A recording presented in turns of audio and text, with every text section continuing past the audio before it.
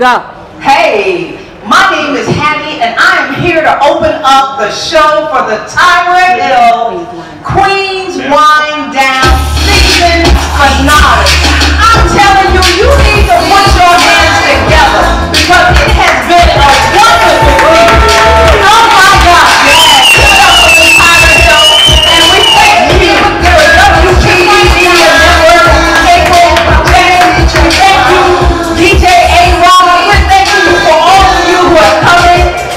We have the comedian Henry Jones in the house, Lord. We have a lot of people up in here today. Oh my gosh, we are getting ready to film the finale for the Queens Wind Down. And for those of you who haven't had a chance to catch the web show, let me just play it back a little bit for you. Starting with the season opener, the premiere episode, which took place at the Terra Cafe down in Baltimore. Oh my gosh, the conversation was lit. We talked about the midterm elections. We talked about Kavanaugh versus Bill Cosby. I mean, the conversation was real. And then on episode 2, we filmed episode 2 and we had some discussions about taking care of yourself and taking care of relationships and just being a part of everything. And then in episode 3, we were at the Serenity Spa and the women had a chance to talk about keeping yourself and your self-care and yoni steams for the JJ. We had some hard conversation about that. Then we had episode 4 where we had Chef Rochelle come in and she did some exceptionally great and marvelous adult desserts. And then we had a chance to talk about dysfunctional friendships. And then episode 5 was a slight change. We had 3 kings come on the set and talk about relationships, talking about dating do's and don'ts. They had the opportunity to share with us and let women know what men look for in relationships, what they don't like. So we have had an opportunity to really have some hard conversations, some eye-opening conversations, and to visit some things that are sometimes hard to talk about. But you know, Tyra Hill is a visionary. She started with the Tyra Hill show, and that went international, and she wasn't afraid of talking about some things and topics that most people shy away from. She has always been bold. She has always been fascinating. She's always been an entrepreneur. She is a woman with vision, and thanks with pairing up with April J from WPB Media Network.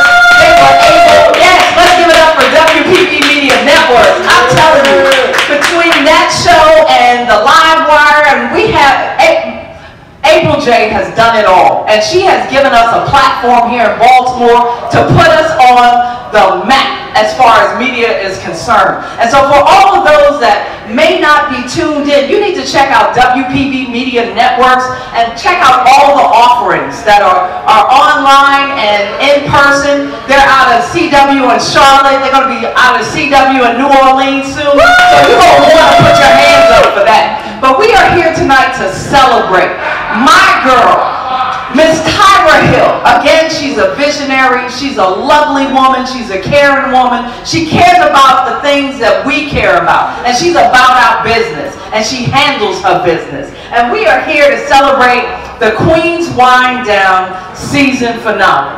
And I tell you what, it is an amazing opportunity to stand here tonight and open the show up because I met Tyra and April J over 4 years ago when I had the opportunity to be on a show at WPB Networks. And Tyra Hill is a mentor to me. And she has shown me so much as far as media is concerned about engaging your audience, about the back history and the backstory and doing the production and all of that. She keeps her hands in it and she knows every part of this business. So I want you guys to put your hands together and to celebrate Miss Tyra Hill, who is and always will be a queen.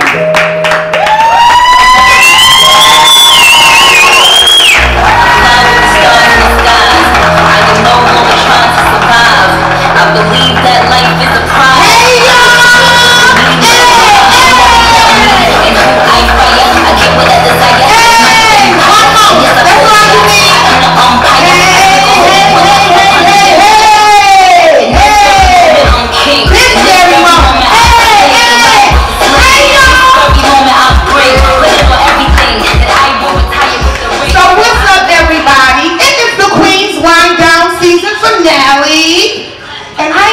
excited about it.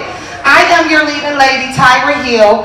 I am the creator, the executive producer of the Tyra Hill Show and the Queen's Wind Down. And so I'm excited about the season finale. Are you guys excited about the season finale? Yeah. And let me tell y'all why I'm excited about the season finale. I'm excited because I have a dope queen joining me today, all the way from Houston. Let me get up and some noise. She goes by the name of Troublesum. Some of you might know her as Tabitha Grant. Some of you might know her as Tabitha Grant. And that's when she's modeling and she's doing movie premieres and she's taping movies. And so I'm excited. Can y'all give it up for Troublesum? Yeah. Oh my goodness. Today's show is going to be off the chain. It is also my mother's birthday. Happy birthday, Mommy, all the way in Shreveport. So this show is dedicated to my mom, the first queen who taught me what hard work was, accountability, who taught me what it was to grind and to shine, who taught me business and how to handle business as a strong, educated black woman. So shout out to you, Mommy. I absolutely love you. Can y'all give up for my mother's birthday? First time 60, one more today. So check it. Today's conversation is going to be really dope. Today we're talking, what do you do when the gifts God has given you takes you outside the four walls? And I wanted to talk that conversation because Troublesum is a PK's kid. Yes. Y'all know I come from a first family. Y'all know my background and all of that. So we're going to talk about it. What happens when God bless you and with gifts and your gifts take you outside the four walls? So what's going down on the Queen Wind Down season finale? I am excited. I am lit. I am your leading lady, Tyra Hill. When we come back, it'll be an up close and personal conversation with me and Troublesum. Don't go nowhere. We'll be right back. DJ A-Rod.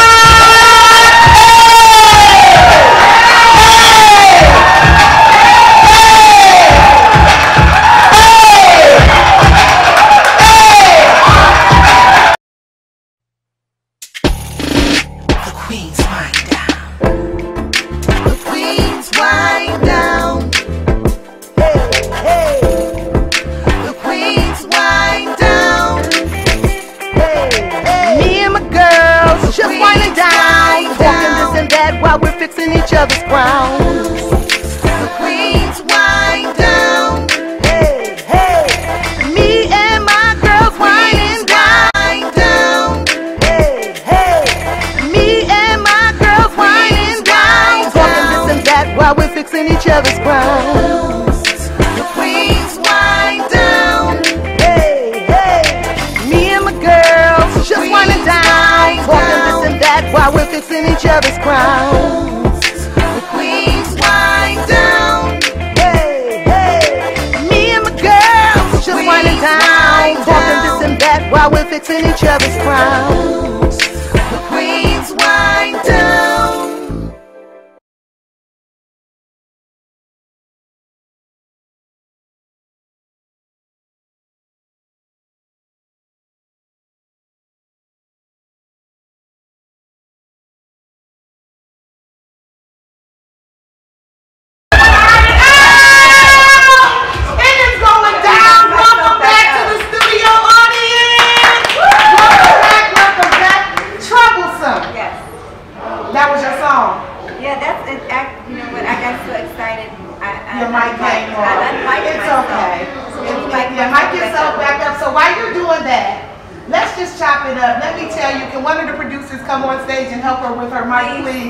While we're doing this, I got too excited. You got so excited, and I'm gonna tell the fans why you got excited. But first and foremost, welcome to B-More. Hey, I'm so glad to be here. Listen, let me tell you something. I am so excited to have you here. I am just so honored. I'm talking about actress, model, philanthropist, hip hop artist, First Lady lady of Houston's first lady of hip hop. She goes by the name Troublesum, and that's why we brought her in on Tupac's song Troublesum. Yes. So tell us a little bit about that. Okay, so that's where I got my name from. My sister, all of my names, and I think I make a point to tell everyone this, all of my names are given to me. I'm not self-proclaimed to anything. Everything is given to me. So we moved from the suburbs to the hood. And that was a little unfamiliar coming from the suburbs. So I've always been true to myself. So in the hood I was getting in fights because you wasn't going to disrespect me. Right. You weren't going to bully me, right? Right. Not gonna bully Did you get bullied?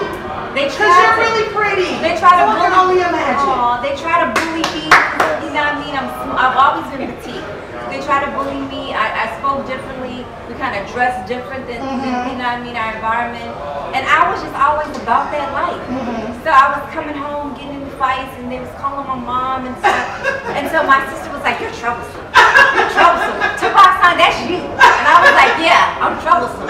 And so you know, I'm blessed by God, but now that I'm a different type of troublesome, I'm the type of troublesome that goes against the grain. I don't always go with what's popular, you know, what everyone is doing. So that's the type of trouble I am. Speaking of going against the grain, let me do some housework real quick. We're taping live from the Living Stage Hotel RL in downtown Baltimore, in a harbor, and thanks for having us, guys. I love them. Stay tuned because I'm collaborating on a major project with them for 2019. I want to talk about that because today's conversation is really, really near and dear to my heart.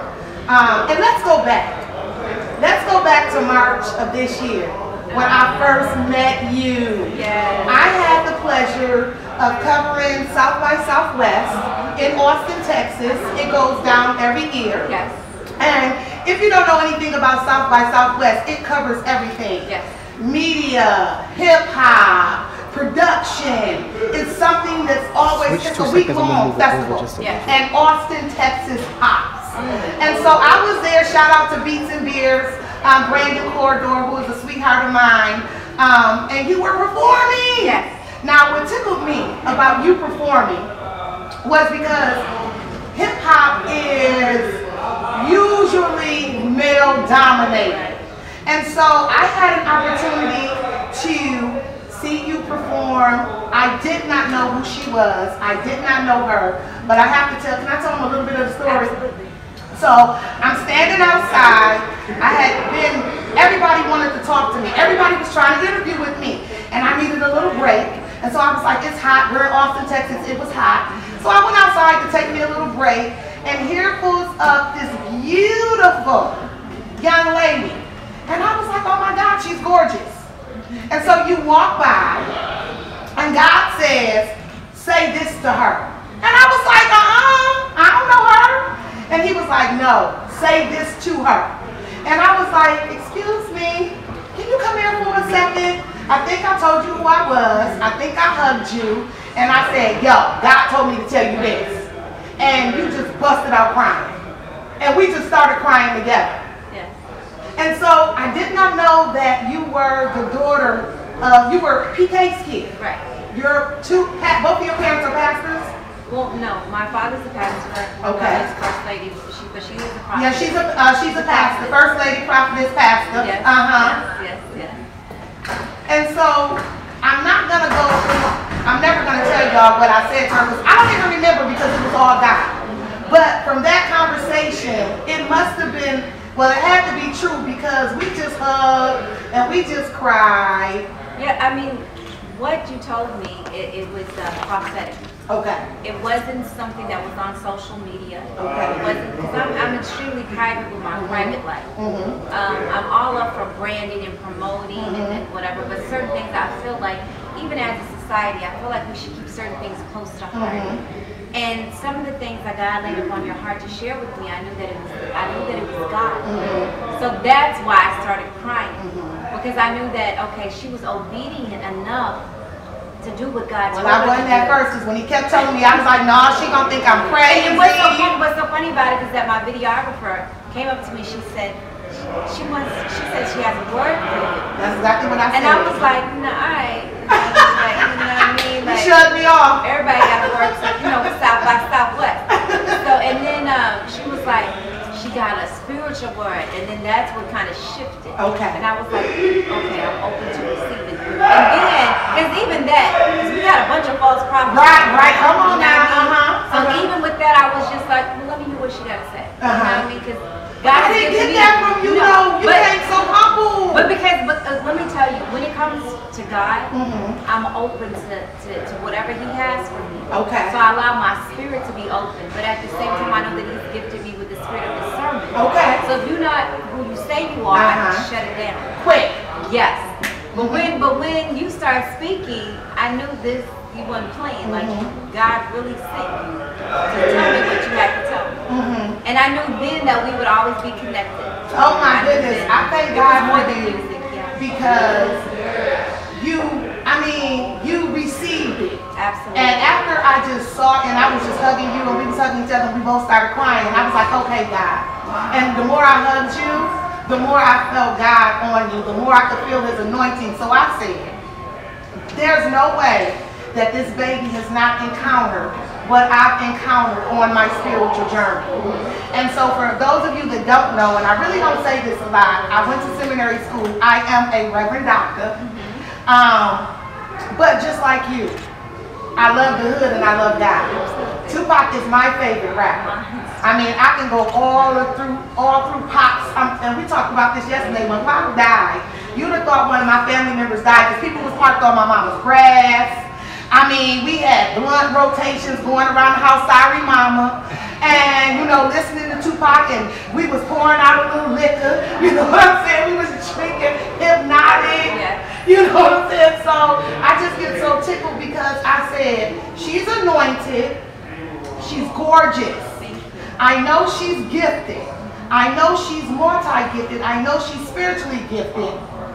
When you told me your parents were both prophetic, your father was a pastor, your mom being a first lady, I said, whoa. So let's talk about it. Who is Tabitha? You know what? Tabitha is such a sweetheart. You know, she's so kind. She, like my mom calls me her daughter of faith. Yeah. Because whenever my mom calls me, I'm always speaking life. I'm always speaking faith. You know, she calls me her little daughter of faith. So I think that I am a woman of faith. You know, I think that, I don't think that I believe that I am a woman of faith. And that's who Tabitha is. She's more spiritually grounded. She's more weighing everything. She's more balanced. Trouble is a little different. Right, I was going to ask you, who is Troublesome? Troublesome is the one that defends Tab. Okay. Because Tab can be a little soft. Okay. You know what I mean? So Trouble comes up in defense of Tab, like, nah, you're not going to play her.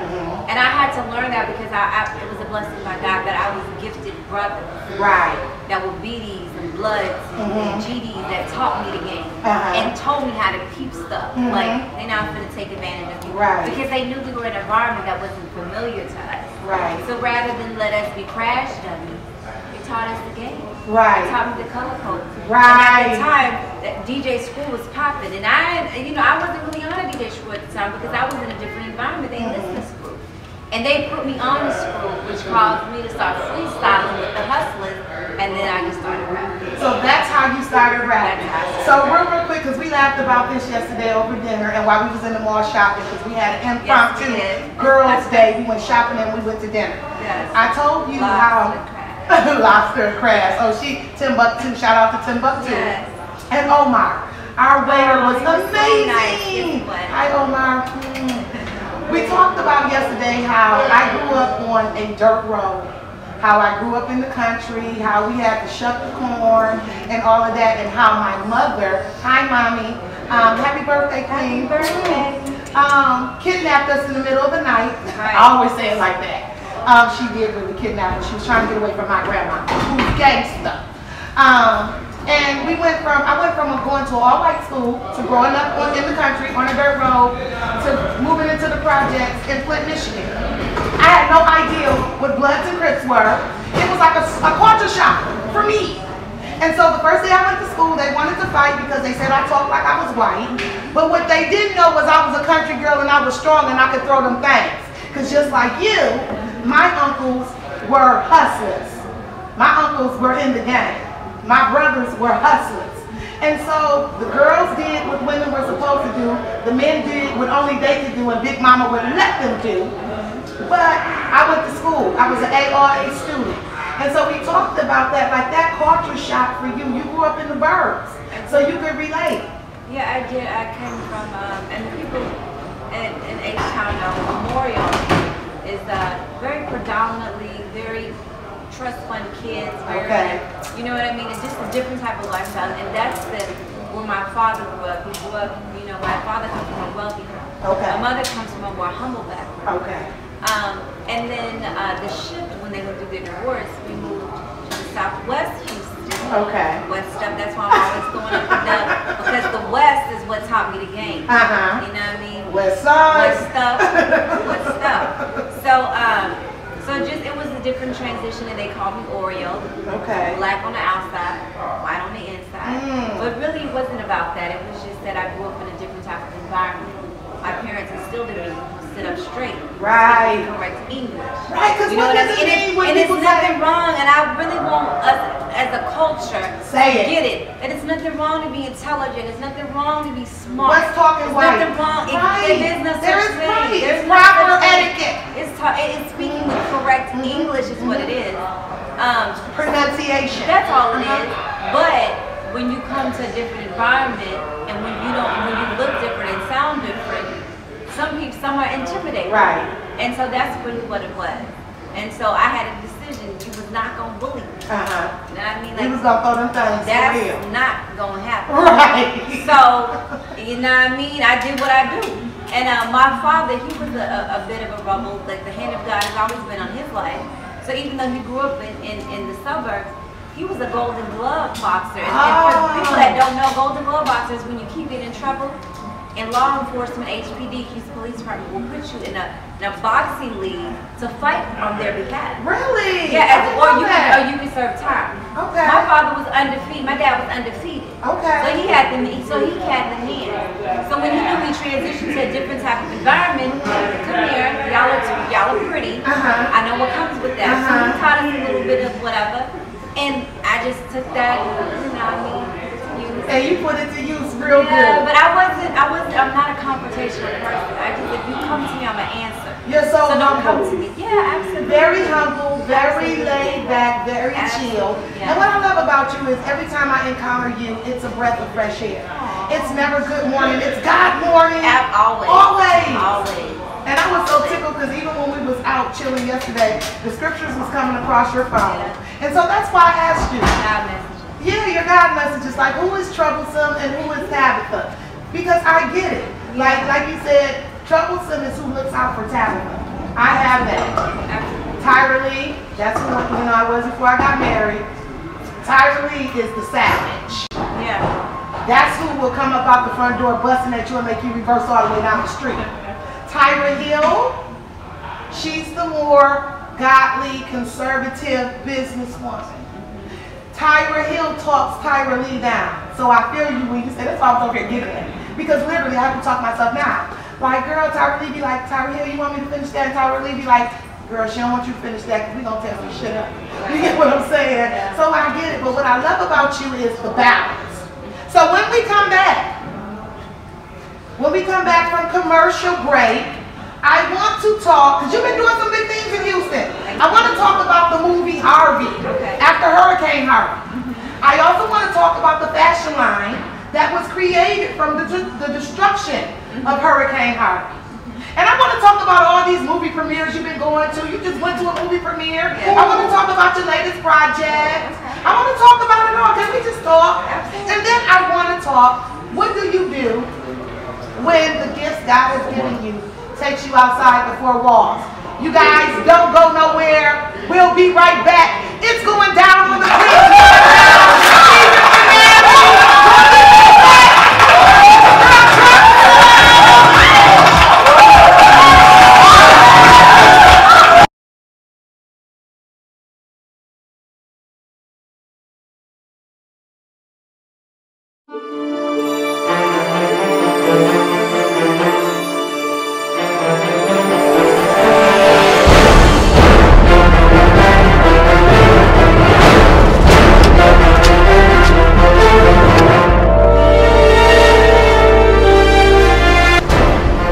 Man, this shit look like an abandoned warehouse.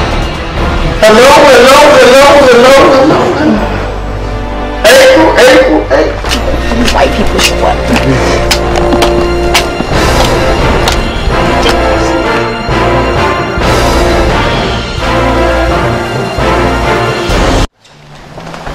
Oh shit. Can we just on? Hey, what's up? Hey, get this mess out here. What you doing here, man? Yo, listen, I don't know, somebody told me to meet us here right now. We're supposed to be doing this new show, and it's supposed to be in this building, but it don't look safe. Yeah, I don't know, man. You know I'm a G. I had to call somebody and give them the address and let them know where I was gonna be at in case some shit go down. They know this is the last place I was at. Y'all ready? Facebook. Hey, Rick, what's up? Oh, shit! You was on a milk cart. Where the hell you been at? I've been around. We gotta get this show from. Somebody told you was a district manager. I'm tired too. Is that true? Shut up. You was a regional buyer for Rolo. So go ahead and get the show, find out what his room at, and they'll go and do the thing. All right, let's get the shit on records. I think the quicker we get it down, the quicker we can leave. So is it gonna be?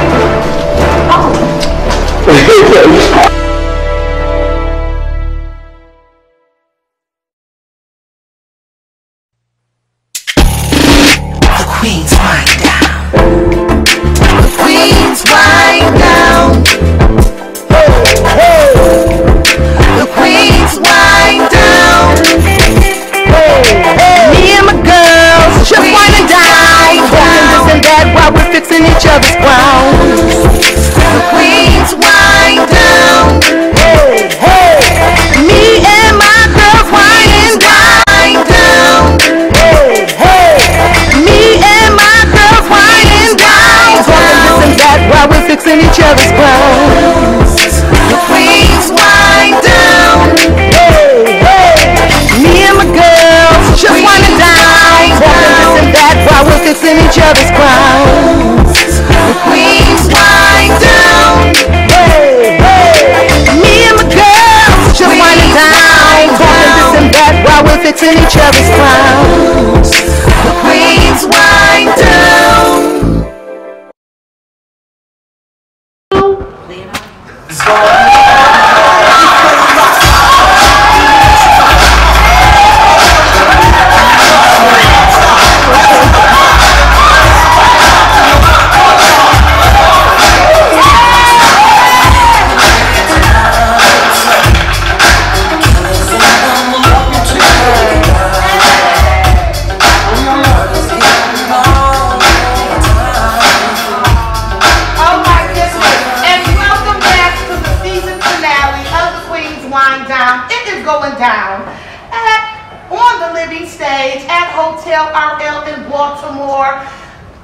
Live to the audience, how y'all feeling out there? Yeah!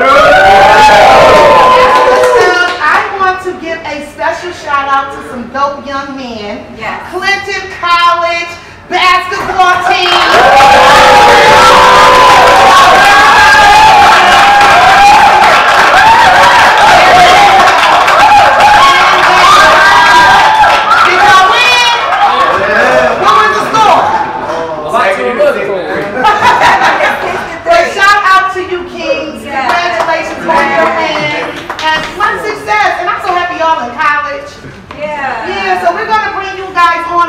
Later.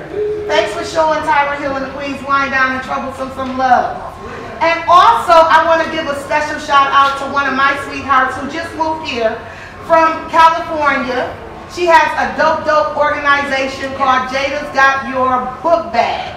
Right, Jada? Backpack. I always mix that up. Jada's Got Your Backpack. What that does is it sends children in Belize to school. While you ungrateful children, American children, get to go to school for free, the children in Belize have to be paid to go to school, grade school. Yes. Not college, regular school. Yes. So shout out to my sweetheart Jada. Y'all give it up for Jada!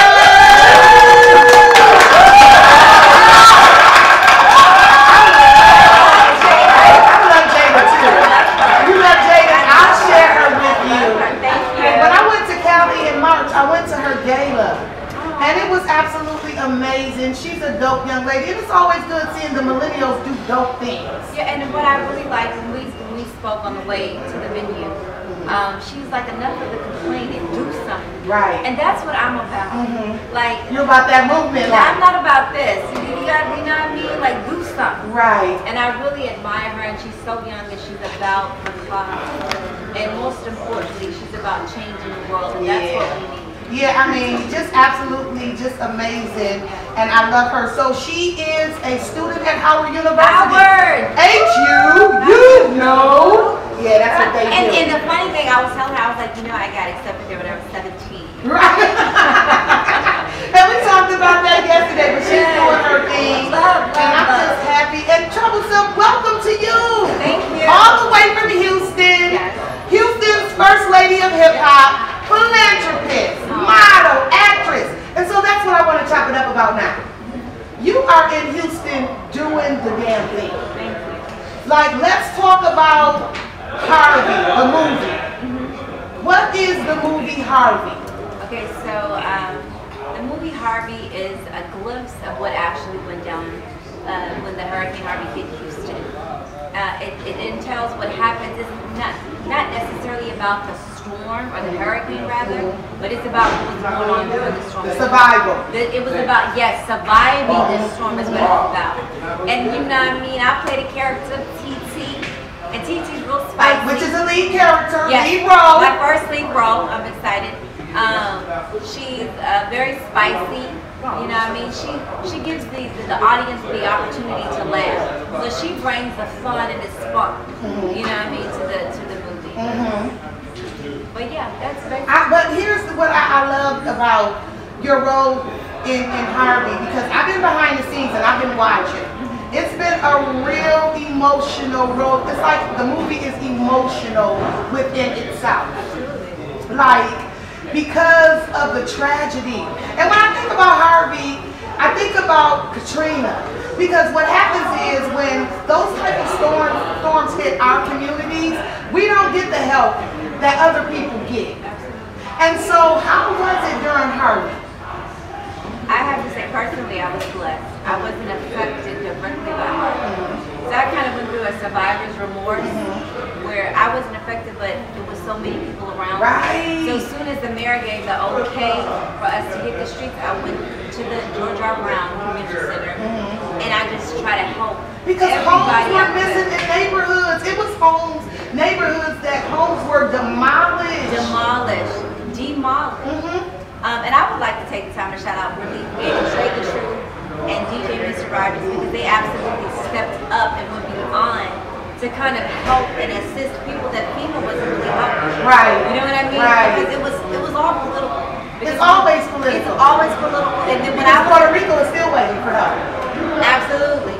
So when I was volunteering at the George R. Brown Convention, it was a lot of undocumented people there. Okay. And their kids would talk to me because they knew who I was. Okay. You know what I mean?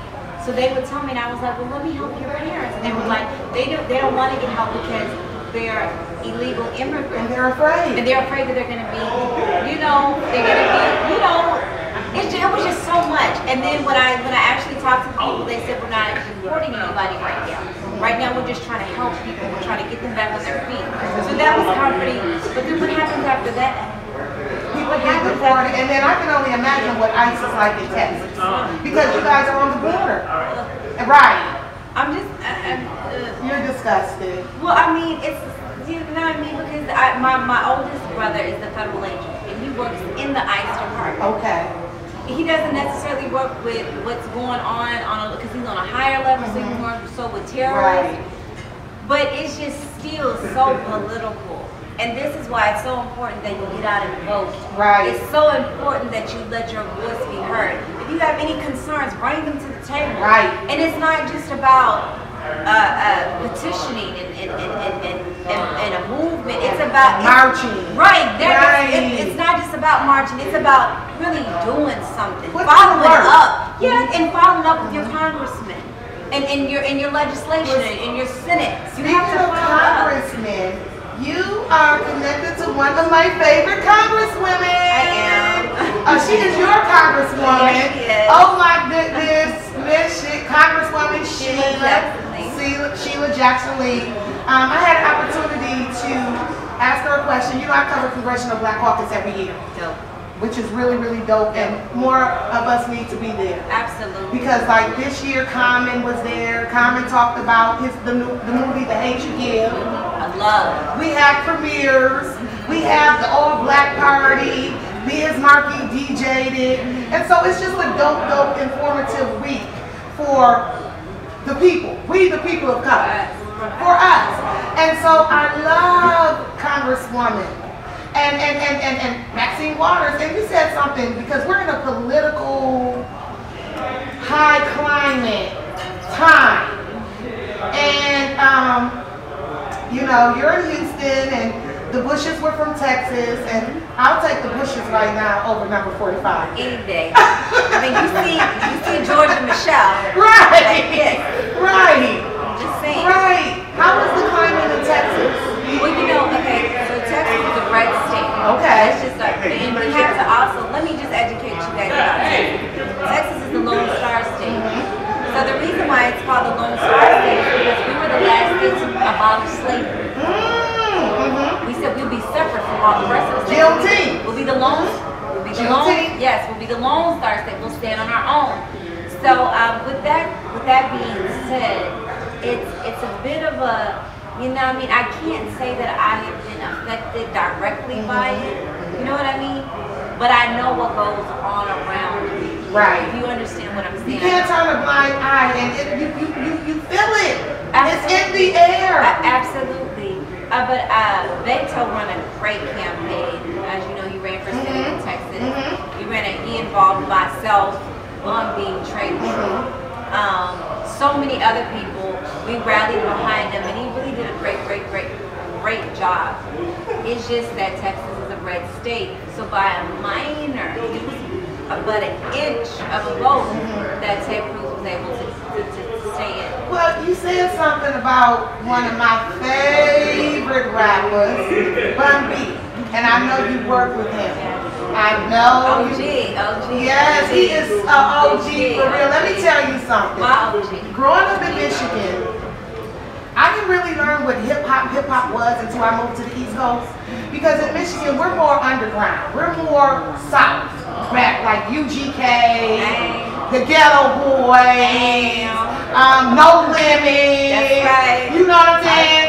Scarface, Tupac. Yes. And so when Pop came to Flint and did the collaboration with my homeboy MC Bree, we talked about that, right? You gotta get yours. I gotta get mine. Yeah, that part. It was just crazy to me because when I think about, I actually started drinking Hennessy because of 8-Ball and MJG. Love, my OG. Oh my goodness. I'm talking about Friend of Foe is one. I love that hard. Right. I just, you know, and so I'm more of, I love E40. I think I'm kind of telling my age. And so I kind of like E40, Be Legit, City to City. I mean, I'm that chick. And so for me, when I found out that you work with people like Bun B, you did collaborations with Jeezy and Rick Ross, I'm like, whoa, yo. Because you know, Jeezy is my favorite trap rapper. Right, you told me. Right, so how was it working in the industry with Bun B, a living legend? Like, oh. You know what? I love Bun. Bun is just a true, and Pimp. Yeah, Pimp C, rest in peace. Yeah, rest in power. Yes. So, and what really got it for me is their wives, Shannara Butler, the widow of Pump C, and Queenie, Bun B's wife. Okay. They locked on to me. Oh, okay, I can see that. And when lovable. Thank you. But you know, it's a different kind of vibe. And my thing is, when I knew the wives liked me, like when they stamped me, I mean, Bun, you good, Pimp, what up? But y'all wives. Right. When the queen stamped you, when the queen gave you approval. You know what I mean? Yeah. So it was now I had the respect of the husbands, but now I had the respect of their wives. You know what I mean? So it was a different kind of thing. But I will say when Queenie called me Bun's wife, to do the feature that I did for Bun on this album Trilogy, she called me. She was like, you know, I need you to do a record And I was like, what he gonna do on my album? Like, he's gonna be featured. She was like, no, I want you to be featured on his. Oh, that was dope. I love that collaboration. Yes, so we all went to and recorded. But I was in the studio because we wrote, we listened to the beat, we wrote in there. When I was laying my verse, Jay Prince was in there. Oh, Jay Prince this studio session was lit. I'm coming to Houston because I need a session. This studio was like super lit. So as soon as I walked out, Jay Prince gave me the stamp of approval.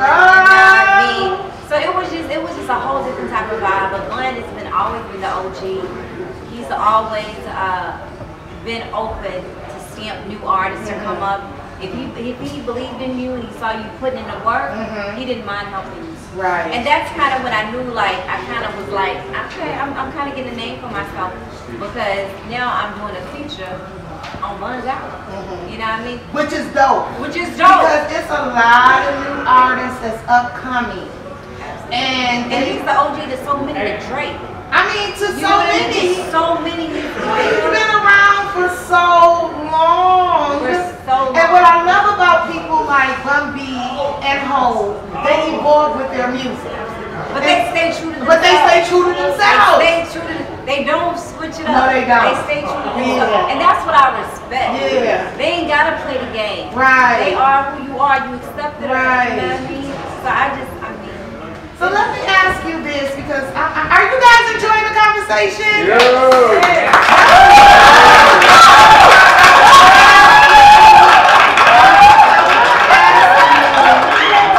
How is it for you being a PK's kid, but being a hip hop artist?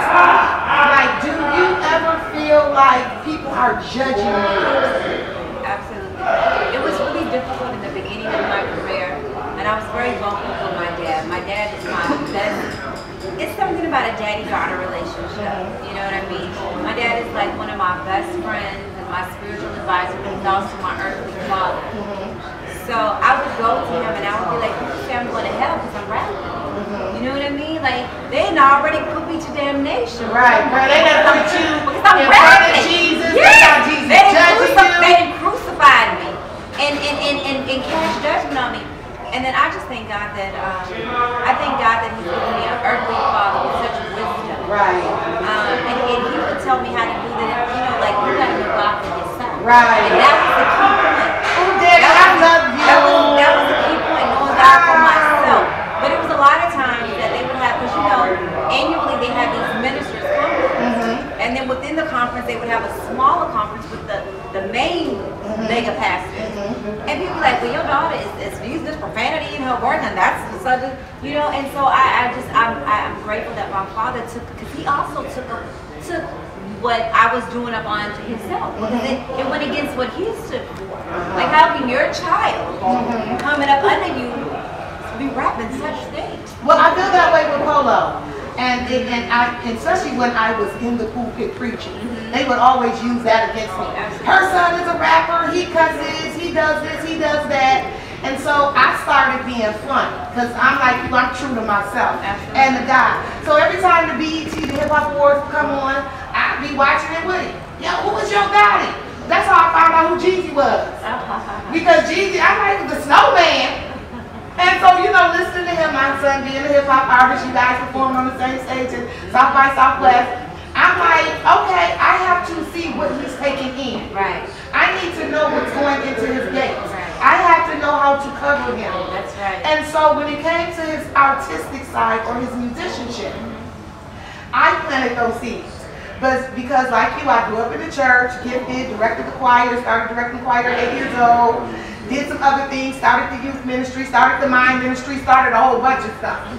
And so what happened was, I began to get set down for karaoke. Or I would get set down because I was getting paid for writing rappers' hooks and singing it in the studio session. And so I would take Polo, because I had him at 16. I would take him to the studio sessions with me because my mother didn't make it easy. She wanted to make sure I wouldn't have no more kids. So she didn't make it easy for me. So I would take him to studio sessions. Sometimes the sessions would start at 7 a.m.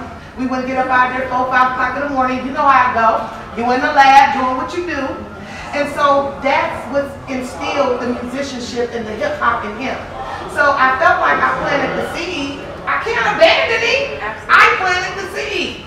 So for me, I understood as his mother that my journey was different, and so was his journey. Whatever he had to go through to become the man God created him to be, that was between him and God and his journey. I had a journey, it's similar, but I got so sick and tired, Troublesome, of getting set down. I got so sick and tired of being judged. I got so sick and tired of people saying, preachers don't wear mohawks. Preachers don't wear eyelashes. Preachers don't wear stilettos. Preachers don't go there. Oh, you went dancing, your husband took you dancing. Preachers don't dance. So I was like, I tell y'all what, take the collar, and I'm going to go ye therefore, and two, and do the Great Commission. And so I have to say this, since I have left the pulpit, God has put me on a platform that has allowed me to bless others because he needs representation everywhere. When you go to the BET Awards, because you was just there, shout out to you at the BET Awards, do you feel like you're a representation? Because we're salt and light. Do you feel like you're salt and light? Absolutely. A city that is sit on a hill cannot be hid. Come on now. You know what I mean? So, no matter where I'm at, the God in me, like my father tells me all the time, you have an anointing on your life. That's what destroys the yokes. Come on. And so with that anointing is I can't hide my light. And I just believe, and one thing that, going back to my dad, and one thing that he instilled in me is that my music is my platform. I pray before every show, before every set, before everything that I do, even before I accept opportunities, I accept bookings, I pray over it. Because I need to know that the hand of God is involved in it in some type of way. Come on now. Because we have to realize that it's bigger than us. Because we came from dust, we will go back to dust. So all that we have is what we leave here. So it's so important that we establish a foundation that is solid. And my foundation is established on the Word of God. I believe that my music is my platform. I took out profanity in my music, in my new music. My old stuff, I was young, you know what I mean, thugging or whatever. And I had to grow through that. And my dad sat me down and he said, like, you know, you have a limited vocabulary, and that's all you can use to express yourself. And it was true. You know what I mean? It's certain things that I don't have to use that type of language to get my point across. But then sometimes I feel like I do. You know what I mean? It's those moments. It is, and it's knowing who you are and where you're at with God, and knowing that nothing can separate me from the love of God. That knowing that if I'm feeling some type of way and I let you have it, that's not going to separate my salvation from the kingdom. You know what I mean? We have to understand that we are human. And this is just a temple. And when we leave here, we'll go into a different form. And we'll be in spirit form. So I just think that it's so important, and I tell my fans every time, that's why I'm always saying God morning. Because God got us here. When he laid us down and we went to sleep, we were mentally out of it and we weren't thinking about breathing and all that, God woke us up. So this is a God morning. So I think that it's so important to let people know that you're here because God has a plan for you. You know what I mean? You're here because God has a purpose for you. It's bigger than us.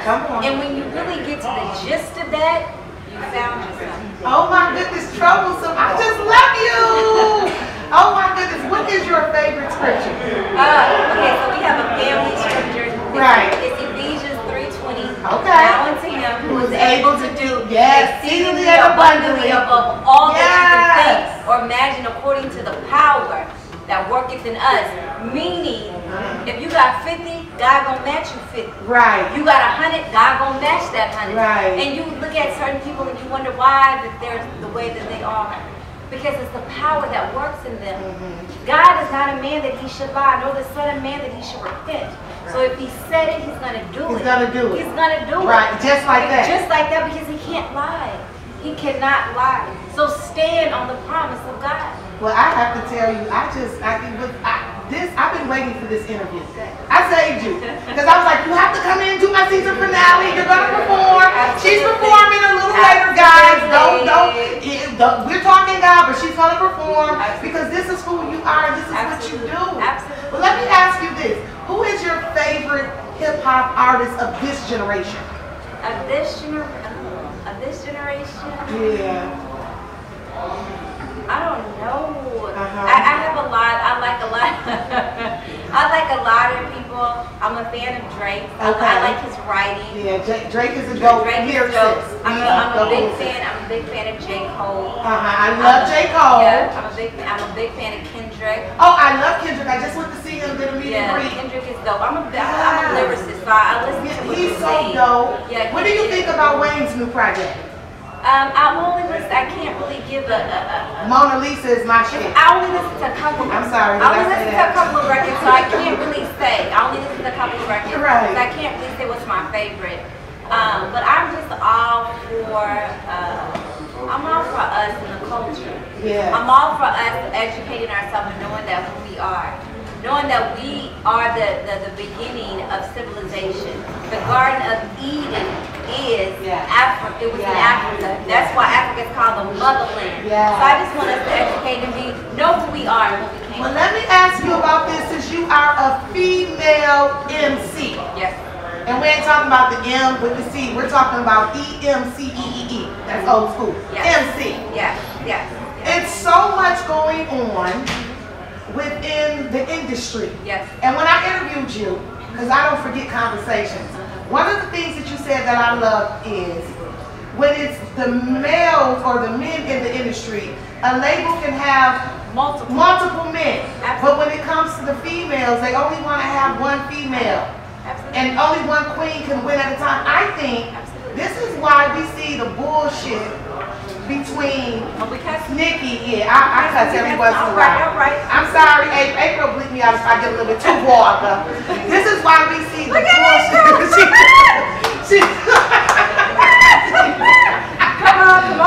Come on. We see the bullshit between artists like Nikki and Remy. I'm a Remy fan. I like Nikki. Y'all heard me when I came out on Nikki's song. I love Remy because Remy, not that Nikki doesn't have a story. I can relate more to Remy. I'm the hood gutted chick like Remy. You get what I'm saying? And so I just think that it's the industry that strokes the egos and it's not enough room for the women to reign and crown at the same time. And it wouldn't be that catty. Let's get to the root of the issue. Okay, let's get to the root of it. You know, in anything, I always like to get to the root of it. Okay, the talk issue. to me, honey. So the root of the issue is that we come from a society that has always propelled only one female. That's why if you look at certain labels, it's one female rapper and it's 10 dudes.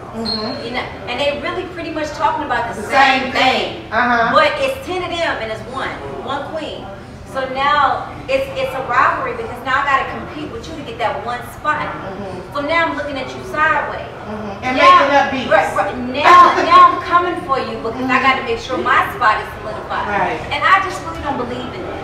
And that's a lot of reason why you're in here. Because you're independent. Yes, I am. I've sat down with Lenny S. I went to Def Jam and Universal Records. I've had this conversation. And a lot of the times they kind of wanted, I'm not a raunchy rapper. You know what I mean? Sex sales. They gonna change you all up. That's just not how God built me. And I'm not knocking anybody. You get it how you live. That's you. But that's just not who I am. So I don't feel like I should have to change myself to get it. And to be honest with you, I feel like what God has for me is for me. It's gonna come anyway. And I don't have to change myself to get what God has for me. And if God wants me to be patient and wait a little bit for my turn, then I have no issue with that. So it was just, I don't mind being independent, but it's just a lot of the whole, there can only be one. And really we all queens. Right. We're all queens. And so in this, because there's so much money out there that we all can eat. We can all eat. And I'm talking about eat good. Right. Not little, but we can all eat good. So to be honest with you, just like you see the multiple male rappers, because there's so many of them, there should be no issue with the females. I really love seeing all these females get it. It's inspiring. Cash Doll is one of my favorites. Like Cash Doll? Cash Doll. Oh, and I think she's from Detroit. I'm almost certain she is, because you know I'm a Michigander, so I try to keep up with everybody. But yeah, I just be looking. I love Cardi B. Shout out to Cardi. Yes. I think Cardi's doing her thing. I think Cardi took an opportunity and made the best of it. Absolutely. And so I think a lot of people is mad at her because they feel like she don't deserve it. Well, I'm gonna just say this with Cardi because I respect Cardi, I respect her hustle. But now that we're in a generation of not just rap, we're in a generation of personality. Right. We're in a generation of branding. Right. We're in a generation that you just don't have to be This a dope rapper. generation has a lot more than what the old school hip hop artists had. Absolutely, and Social media. I write all my raps. I put the pen. So ain't no ghost riders. You gonna kill that? Ain't no ghost riders. Okay. Absolutely not. So I take honor and respect in what I do. I put the pen to the pad. I call myself a dinosaur because I still write pen to pad. I don't do it on my phone. I'm old school. I put pen to pad. So I just think that with this generation, it's all about a bag. It's not necessarily about the crap. You know what I mean? It's like, y'all who? You know what I mean? You put in work to do what you do. You know what I mean? And then somebody coming along because they look good and they can dunk. And now they're getting something of what you work hard for. So it's a different type of generation. I don't knock anything because it is what it is. It is what it is. It is what it is. So I just understand that this is exactly the environment and the times that we're in. And you're right. And I laugh because did you know I produced, wrote and sung the Queen's Wind Down Anthem? Yes, I hear you all. You heard? Well, it's funny because shout out to my photographer, Julius, Swagged Out Photography. He also is, Julius reminds me of the younger version of LL Cool J, like that lyricist, like that real hip hop. But he has a studio.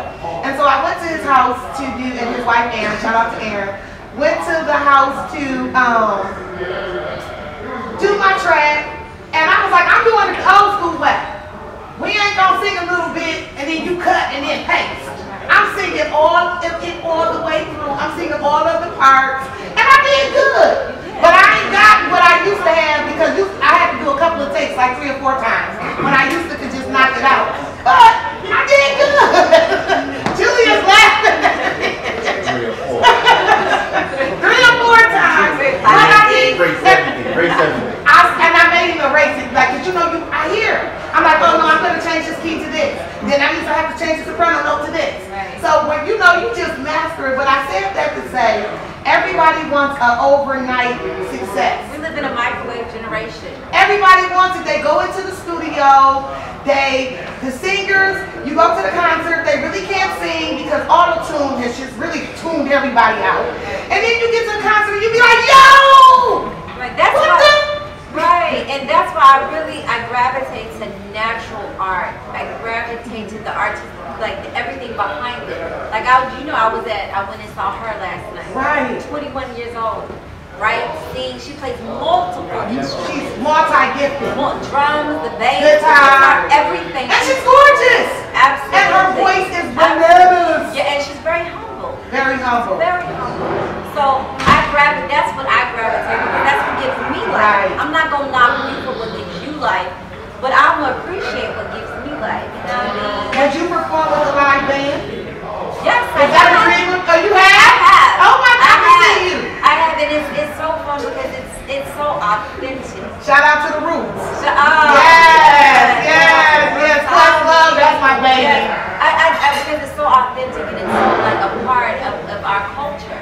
You know what I mean? I cannot not stress how important that people need to take pride, especially as Black people. You need to know your roots. I can't stress this enough. It went mainstream with Jane Elliott, who I love. Yes. I don't know if a lot of y'all know Jane Elliott. She's a white woman who's historical. She talks all about the history, but it took her to say that civilization came from Black women. Well, I've known that my entire life. Right. But I'm glad she said it. Right. You know what I mean? Right. So I just think that it's time for us to stand up in our power. He was watching the Red Table. I love Red I Table love, Talk. shout out to the lady, the quickest I love Red Table Talk. But what I'm saying is that it's a picture that we are who we are. And it's a reason why we like the way we do. It's a reason why we act the way we do. And it's a reason why we're forgiving. Right. It's how many people that could have been through an oppression for 400 years. And still have And we got any type of they paid us no money. what is it called? Annie, what's the word here? Reparation. Yes. We still haven't got our No reparation. We don't need no but reparation. we're still so forgiving. And but we're Black.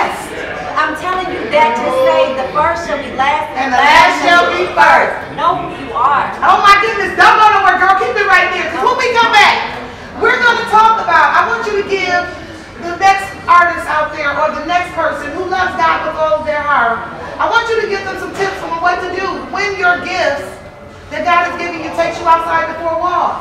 Do you be miserable? Do you walk with yourself on the inside? Do you rock it out?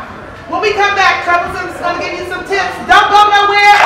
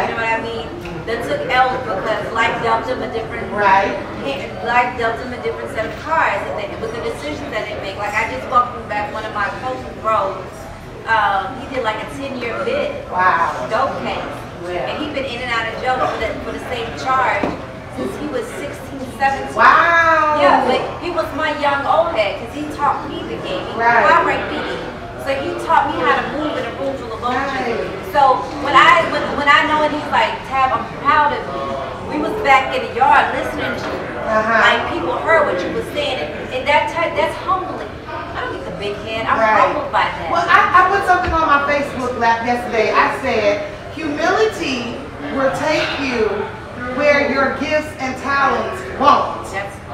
Because see, here's the thing, people think because they're gifted and they're talented, that they don't have to be humble. But humility will keep you where there that's better than Tyra Hill. That's right. You get what I'm saying? But what makes Tyra Hill irreplaceable is because she's an asset and not a liability. And so you have to make sure that whatever you're bringing to the table, that can't nobody do it, can't nobody duplicate it, so it's only one troublesome.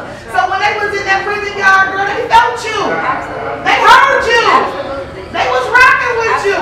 And I feel like you know what I mean? I just feel like I'm cut from a different cloth. So who I reach is who I reach.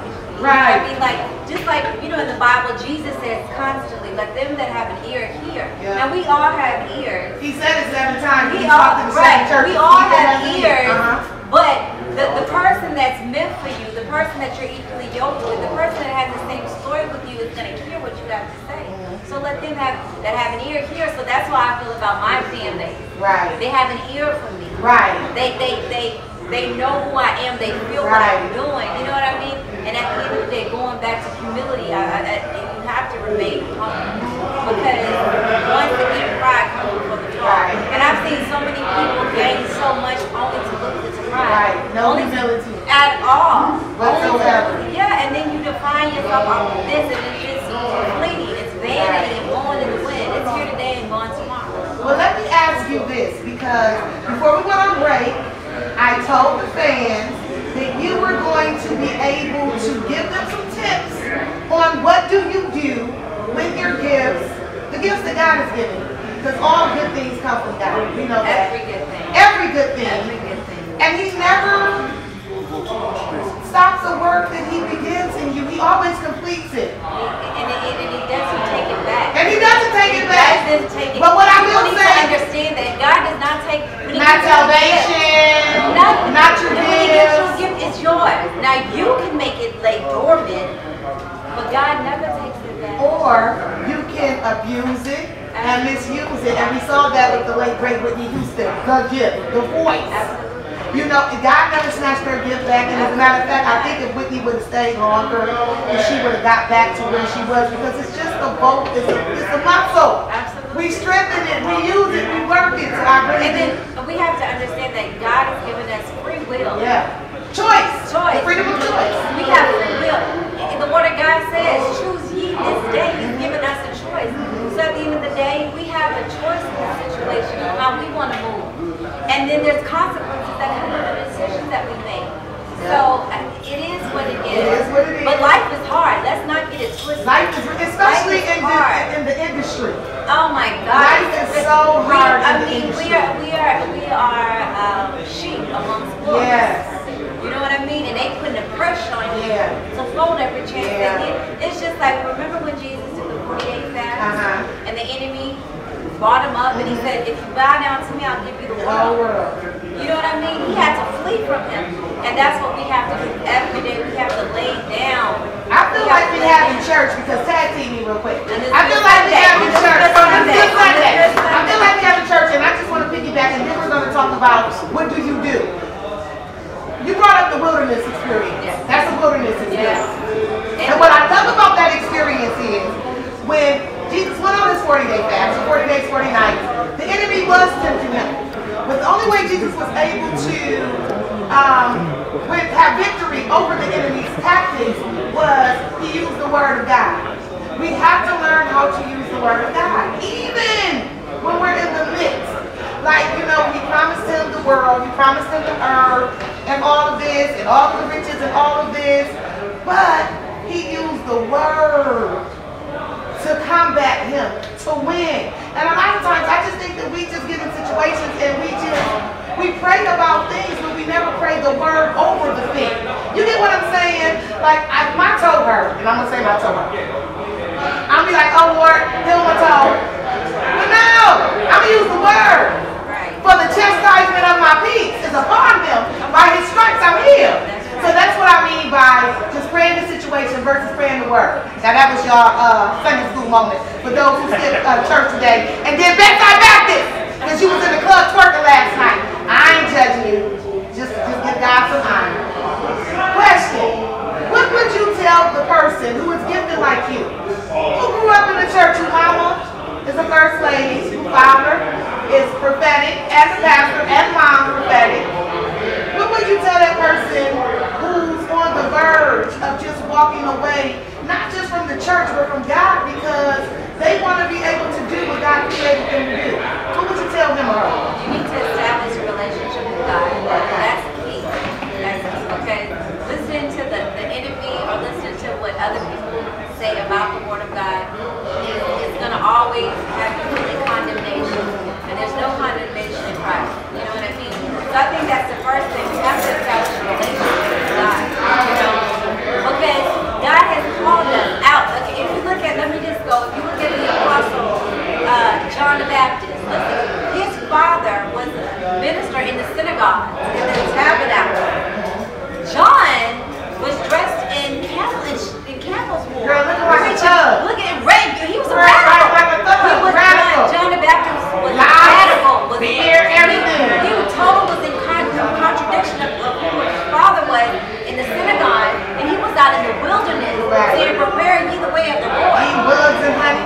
Come on. So you have to know God for yourself, because your path is not necessarily your parents. Right. Or not necessarily the path. And then let's look at Jesus himself. Who did he sit with? Right. He sat with the tax collectors or the thugs. A horse. You know what I mean? Mary Magdalene wasn't a whore. She got called out for sleeping with multiple men. Right. Jesus wrote in the ground, let he that is without sin cast the first stone. And can nobody cast a stone? Right. We're all full of sin. So we can't judge you. So I say, know God for yourself. When you have that relationship with God, you'll be all right. Right. After that, get you a good entertainment attorney. Make sure nobody, you know what I mean? Make sure nobody try to hustle you like a friend. You know, but that's what I would say. I would say you have to really have a foundation to know God for yourself. Because when you know me, Tyra, can't nobody come and tell you nothing about me because you know me. That's it. It's the same thing with God. When you know God, can't nobody tell you. And this is what I love about that, because you know my story. You know I've been through the gutter. Even, and you said something earlier about us being dirt. And a lot of times when I talk, I always say, God has a way of making dirt look good. Because I come from the gutter. You get what I'm saying? But even when folk was saying, God, are you sure that you want to bless Bible like that? And he was like, yeah, I'm sure. God, are you sure that she's going to be faithful over a radio show, over a new web show, and co-hosting a TV talk show? He was like, yeah, I'm sure. So when people are trying to talk God up out of your blessings, he always sees the best in you. And I get so excited when I tell people who love God. I have a really, really good friend. Shout out to Pastor Fines. Fines is prophetic. But Fines, before he became the pastor, you know, we grew up in church and you always have God in you. He was an R&B singer and a musician. Well, lately, for the last couple of years, he wanted to do Prince as his favorite artist. Love Prince. So he does a Prince tribute. And I mean, aren't you a pastor? What do the folks say? No. And so I just get so tickled because he owns it.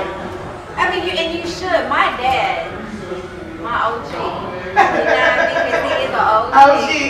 Who is prophetic? He's a prophet. You know what I mean? He'll tell you Prince is the greatest musician. Oh, he's a genius. In his era. He plays every instrument.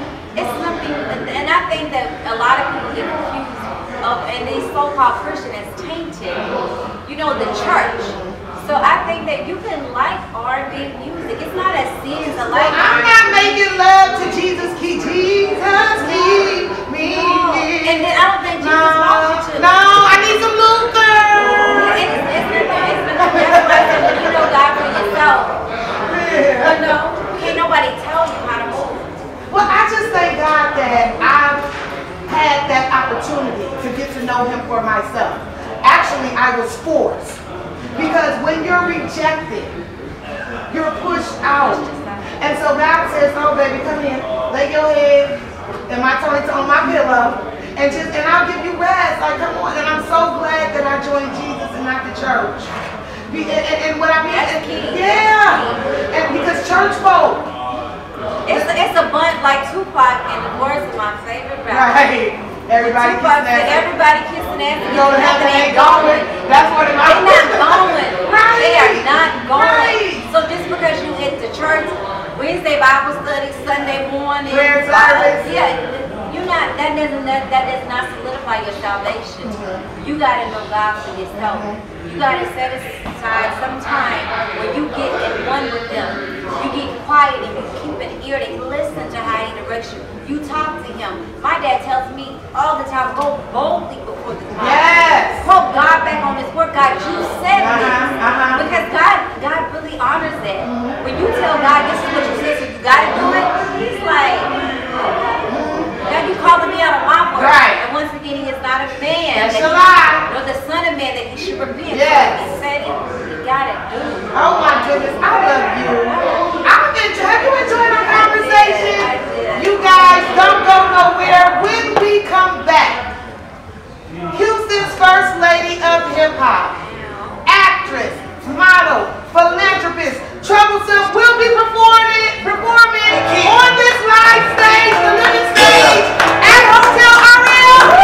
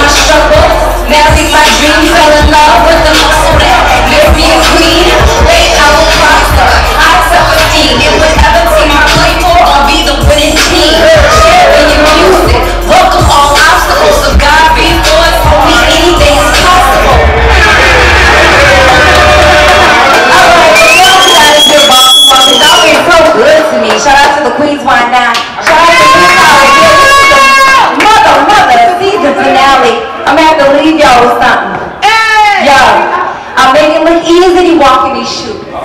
Blood, sweat, and tears in these loops. I got no patience for fools. I'm making I break my own rules. Never gonna lose. Always gonna win. I prefer keep so I'm down to the end. Yeah, never had a friend like me. Real life queen gon' ride for my team. Ride for my king. Yeah, pull up in the coupe like I looking mean. All the way real cup full of truth serum. Look what I see when I'm looking in the mirror. That one niggas talk a lot, but I really don't fear. When you talk about it, I really don't hear. Got dudes on mute. Being broke ain't cute. Gotta get the dough like Jay and 9-6. Flow dope is coke, I rap 100 bricks. The most wanted miss is a show you don't wanna miss. List full of gold, bunch of gold on my wrist. Got the game for real dudes, rest in peace, money clip. Boss chick, all I do is talk slick. Car full of baddies, no betrayal in the whip. Passport jet like dudes, get your mind right. And you can tell them I'm the now. Dress been dragging on a floor pile. And I'm sexy in the city, but I'm still nitty gritty. Good in any hood, give up who don't feel me. I love y'all.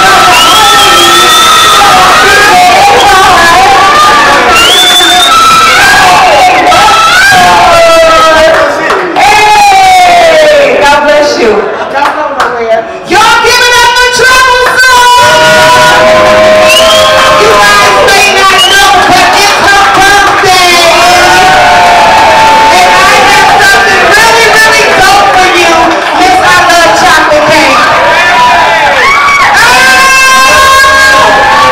This is your chocolate, this is your chocolate cake. Yes! So, you know, in my, since you're just so sexy and dope, I'll Marilyn Monroe you the black way. Thank you. Happy birthday to you. Happy birthday to you.